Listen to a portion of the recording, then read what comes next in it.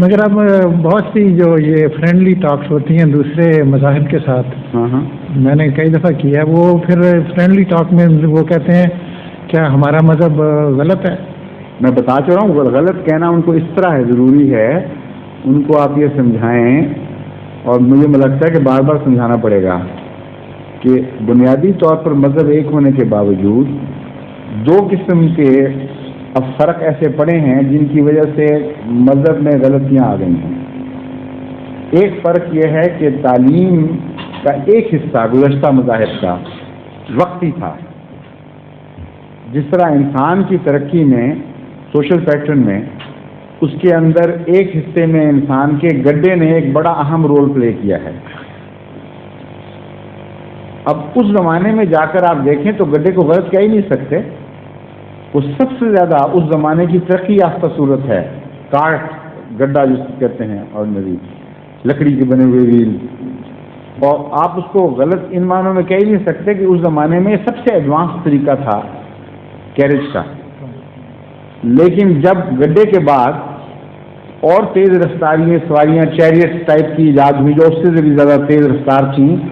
یا کنوینس کے لیے اور ماڈرن طریقے استعمال ہو گئے، ایجاد ہو گئے، یہاں تک کہ فریٹ ٹرینز اور بڑے بڑے ٹرک اور یہ سب چیزیں،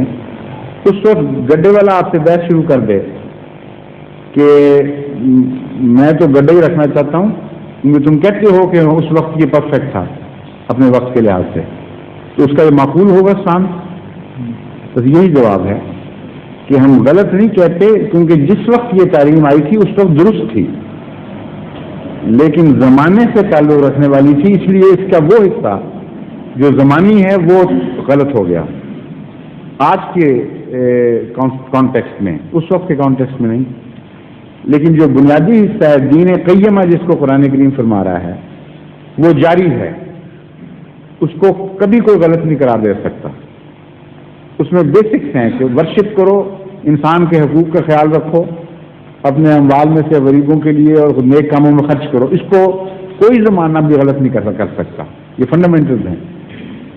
دوسرا حصہ وہ ہے جو انہوں نے خود بدلا دیا، ابتغاء تعویل، ابتغاء فتنت و ابتغاء تعویل جو کل کی آئے تھے اس میں اس کا ذکر ہے